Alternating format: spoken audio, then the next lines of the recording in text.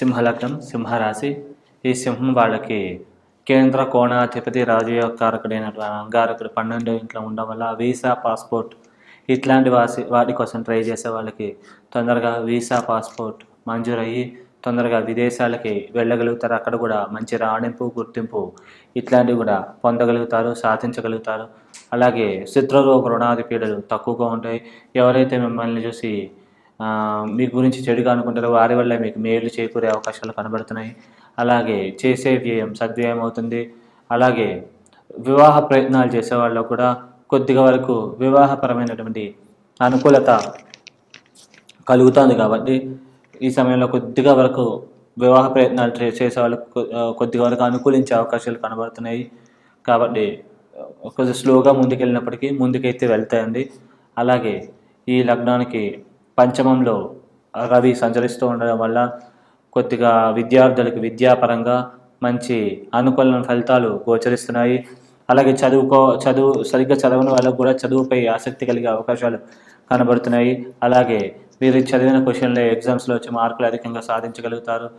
అలాగే సేవా కార్యక్రమాల్లో అలాగే వేరే వాళ్ళకి హెల్ప్ చేయాలనే ఆసక్తి కూడా ఎక్కువగా కలుగుతుంది.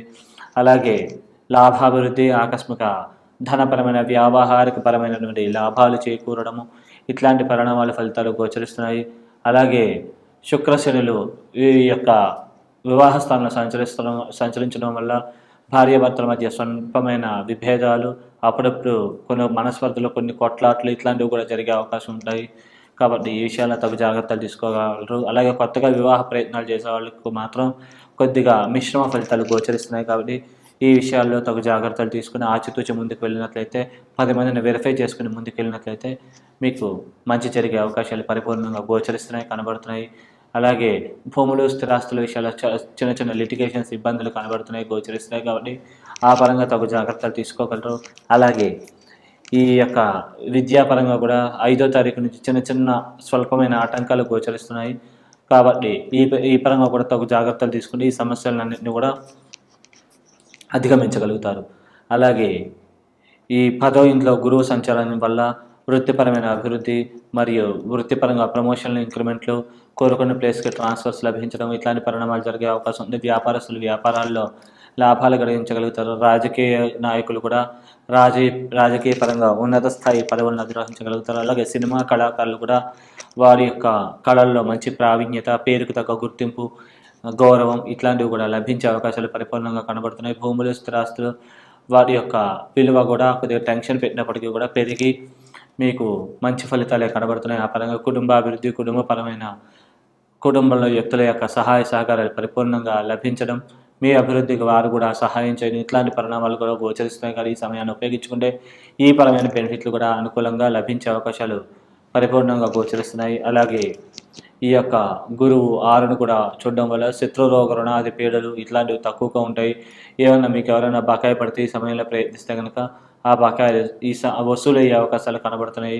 అలాగే లోన్లు తొందరగా మంజూరవుతాయి. మీరు ఎవరికైనా ఇవ్వాలంటే కనుక తొందరగా ఆ రుణాలు తీర్చగలుగుతారు. ఎవరైనా మీకు ఇవ్వాలన్నా కానీ ఈ సమయంలో ప్రయత్నిస్తే వారి దగ్గర నుంచి ఆ డబ్బులు వసూలు అయ్యే అవకాశాలు కనబడుతున్నాయి, గోచరిస్తున్నాయి. కాబట్టి ప్రయత్నించగలరు.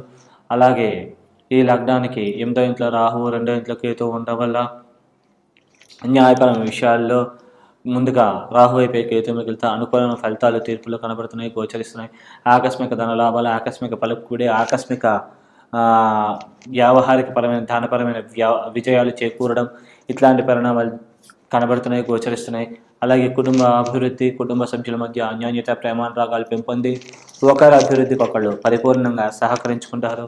అలాగే ఉన్నత స్థితి నుంచి ఉన్నత స్థితికి చేరుకునే అవకాశాలు కూడా చివరి దాకా లేనట్లే కనబడి సడన్గా వచ్చి మీ అభివృద్ధి సడన్గా జరిగే అవకాశాలు కనబడుతున్నాయి, గోచరిస్తున్నాయి. కాబట్టి ఈ సమయాన్ని మీరు బాగా ఉపయోగించుకుంటే ఈ బెనిఫిట్లన్నీ కూడా మీరు పొందగలుగుతారు. అలాగే వ్యక్తిగత జాతకంలో కేతు వైపు రాహు మిగిలితే ఈ పరిణామాల ఫలితాలన్నీ కూడా వ్యతిరేకంగా జరిగే అవకాశం ఉంది. కుటుంబంలో మనస్పర్ధలు, చిక్కులు, సమస్యలు, అలాగే కుటుంబ సభ్యుల మధ్య అంటే ఎవరైనా మిమ్మల్ని అడిగితే మీరు ఒకలాగా చెప్తారు, మీ బంధువులను అడిగితే ఇంకోలాగా చెప్తారు. ఇలా చిన్న చిన్న కమ్యూనికేషన్స్ గ్యాప్స్ వల్ల కొన్ని అవకాశాలు కోల్పోవడం లాంటి సమస్యలు తలెత్తే అవకాశం ఉంది. అలాగే మీరు మంచి చేసినా కానీ చెడు జరిగే అవకాశాలు ఇట్లాంటివి మాత్రం ఒకవేళ కేతు దశ అయిపోయి రాహు మిగిలితే కనుక ఈ పరిణామాల ఫలితాలు మాత్రం గోచరిస్తున్నాయి, కనబడుతున్నాయి. దీని నిమిత్తం విశేషంగా దోషాల నివృత్తి కోసం మినుములు మరియు ఈ యొక్క నల్ల నువ్వులు రెండు కూడా బ్రాహ్మణోత్తములకి శనివారం కూడా దానంగా చేయుట కానీ, లేకుంటే మినపసున్ని ఉండలు మరియు చిమ్మిలి ఉండలు ఇట్లాంటివి దేవాలయంలో ప్రసాదంగా పంచిపెట్టడం కానీ ఇలాంటి పరిహారాలు చేసుకోవడం, అలాగే క్రమం తప్పకుండా విష్ణు సహస్రనామ పారాయణ, అలాగే ఆదిత్య హృదయ స్తోత్ర పారాయణ ఇట్లాంటివి కూడా ప్రతిరోజు చేసుకోవడం వల్ల ఈ యొక్క అమంగళకరమైన దోషాలన్నీ కూడా హరించబడి అమంగళలు కూడా మంగళాలుగా మారి మీకు అన్నీ కూడా శుభాలు చేకూరుతాయి. మీరు అనుకున్న పనులన్నింటిలో కూడా విజయాలు సాధించగలుగుతారు. శుభం. ఒకవేళ వ్యక్తిగత జాతకంలో కేతు మహాదశ ముందైపోయి రాహు మహాదశ మిగిలితే కనుక రాహుకేతులు ఇద్దరు కూడా యోగించి లాభించే అవకాశాలే అద్భుతంగా కనబడుతున్నాయి, గోచరిస్తున్నాయి. మీకు అంటే కమ్యూనికేషన్ స్కిల్స్ మారుతీరు బాగా మెరుగుపడడం, సభలలో అనర్గళంగా ప్రసంగించగలగడం, 10 మందిని మెప్పించి ఒప్పించగలగడము, సోదర సోదరి వర్గీయుల తండ్రికి సంబంధించిన తండ్రి వర్గీయుల సహాయ సహకారాలు బాగా లభించి వారు మీ ప్రతిభకి తగ్గ అవకాశాలు కొద్దిగా కల్పించే అవకాశాలు గోచరిస్తున్నాయి. అలాగే మీకు అన్ని పరాలుగా కూడా చివరిదాకా లంక్షన్ పెట్టినప్పటికీ కూడా అనుకోని విధంగా అదృష్టం కలిసి వచ్చి మీరు అనుకున్న పనులన్నింటిలో కూడా విజయాలు కూడా సాధించగలుగుతారు. మరియు చివరిలో అదృష్టం భరించే అవకాశాలు బాగా కనబడుతున్నాయి. ఒకవేళ వ్యక్తిగత జాతకంలో ముందుగా మీకు రాహు అయిపోయి కేతు మిగిలితే కనుక ఈ పరిణామాలు ఫలితాలు కొద్దిగా వ్యతిరేకంగా కనబడుతున్నాయి, గోచరిస్తున్నాయి. కాబట్టి తగు జాగ్రత్తలు తీసుకోగలరు.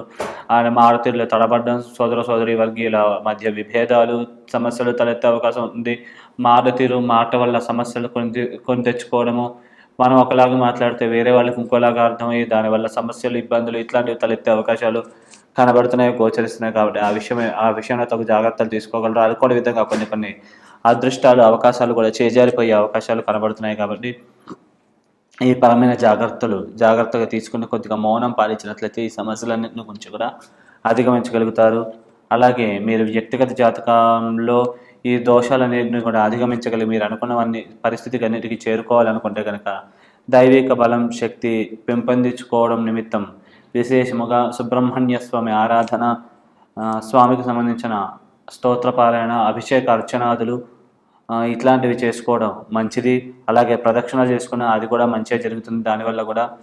అలాగే ఓం శరవణ భవాయ నమః మంత్రాన్ని ప్రతిరోజు జపించడం వల్ల కూడా మీకు శ్రేష్టత చేకూరుతుంది. అలాగే కుదిరినంత గోసేవ, బ్రాహ్మణ సేవ, మీకు శక్తి స్తోమత ఉంటే కనుక శనీశ్వరుడికి జపాలు చేయించుకోవడం వల్ల మీకు మంచి జరుగుతుంది, మేలు చేకూరుతుంది. శుభం.